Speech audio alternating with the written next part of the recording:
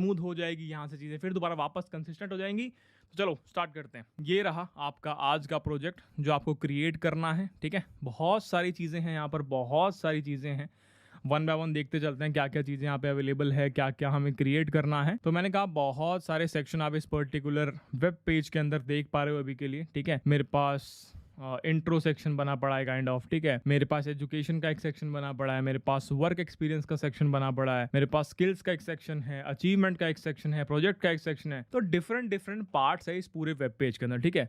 हमें exactly same to same create करना है, छोटा मोटा फर्क हो चलेगा, पर हाँ बिल्कुल डिफरेंट नहीं होना चाहिए। हमें कुछ कुछ इस टाइप का वेब पेज आज क्रिएट करना है, ये हमारा टारगेट है, ठीक है। तो मेरा नाम लव बब्बर है, यहाँ पर कुछ कुछ डेटा डमी डेटा हमने यहाँ पर डाला हुआ है, तो इसको मैं क्रिएट करने की कोशिश करूंगा और आप सभी को इसी प्रकार का एक पेज आज की क्लास के द्वारा खुद से क्रिएट करना है। आगे भी बहुत चीज़ें हैं, यहाँ पर कुछ नए टैग्स के बारे में आप सीखने वाले हो, यहाँ पर ये आपका एक होमवर्क रहने वाला है। यहाँ तक भी जाएंगे, HTML सिंबल्स के बारे में बात करेंगे, स्पेशल कोड्स के बारे में बात करेंगे, बहुत सारी लर्निंग मिलने वाली इस लेक्चर के साथ। तो शुरू करते हैं। तो चलो एक बार इसको ब्रेक करने की कोशिश करते हैं। तो मैंने कहा लेट्स से मैं भी इस पर्टिकुलर पेज पे हूँ, तो क्या मैं ये कह सकता हूँ कि ये पर्टिकुलर एक सेक्शन मैंने ले लिया जहाँ पर मेरा नाम आ रहा है एज अ हेडिंग, और मेरे पास कुछ डिटेल्स जो मेरे सोशल हैंडल्स हैं, कॉन्टैक्ट है, लिंक्डइन है, गिटहब है, इसको मैंने एक सेक्शन मान लिया। मैंने कहा हाँ बिल्कुल मान सकते हो। क्या मैं इसको एक सेक्शन मान सकता हूँ जहाँ पर मेरी इमेज आ रही है और मेरे बारे में कुछ बायो डिटेल्स ऐड की हुई हैं, अबाउट डिटेल्स ऐड की हुई हैं? हाँ मान सकते हो। भैया आपने इन दोनों को अलग अलग सेक्शन माना है, क्या मैं इस पूरे के पूरे को एक सेक्शन मान सकता हूँ? मैंने कहा हाँ वो भी मान सकते हो।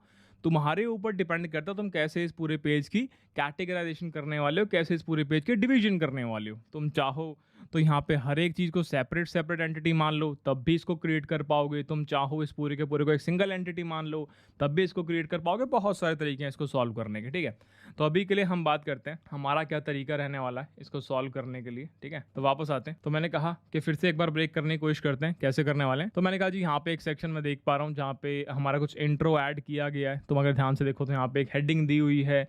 यहाँ पे इस टेक्स्ट को मैं लेट से डिव के अंदर इंसर्ट कर सकता हूँ, लेट से पैराग्राफ के अंदर इंसर्ट कर सकता हूँ। यहाँ पे तुम एक लिंक देख पा रहे हो, यहाँ पे तुम एक लिंक देख पा रहे हो, यहाँ पे तुम एक लिंक देख पा रहे हो। तुम यहाँ पे लिंक इस टैग के द्वारा क्रिएट कर सकते हो, एंकर टैग के द्वारा क्रिएट कर सकते हो। यहाँ पर तुम एक इमेज देख पा रहे हो जो कि तुम IMG इमेज टैग के द्वारा क्रिएट कर सकते हो। अगेन यहाँ पर तुम एक पैराग्राफ देख पा रहे हो, ठीक है। तो ब्रेक कर रहे हैं छोटी छोटी चीज़ों में और फिर रिकॉर्ड करना शुरू करेंगे इसको, ठीक है। यहाँ पर अगेन मेरे को फिर से कुछ हेडिंग दिख रही है, ठीक है। H1 H2 H3 kind of in tags का यूज़ करके मैं बना सकता हूँ।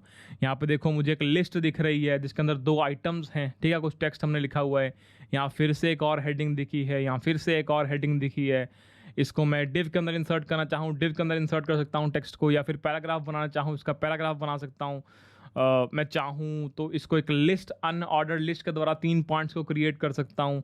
एक और हेडिंग मुझे दिख गई है, एक और पैराग्राफ मुझे दिख गया है, एक और लिस्ट मुझे दिख गई है जिसके अंदर 2 लिस्ट आइटम्स हैं।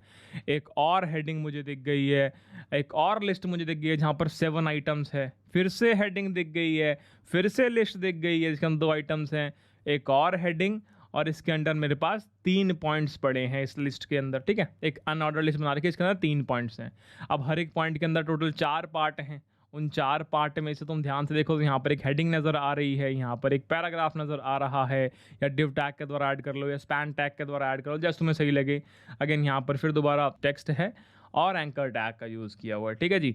तो ये तो पता है, ये तो ऑलरेडी समझ में आ चुका है। और यहाँ पर एक फुटर सेक्शन क्रिएट हुआ पड़ा है, यहाँ पे एक फुटर सेक्शन क्रिएट हुआ है जहाँ पे कॉपीराइट का सिंबल आपको नज़र आ रहा है। ये भी देखेंगे कैसे लगा सकते हैं, ठीक है। तो बहुत सारी चीज़ें यहाँ पर हम यूज़ करने वाले हैं।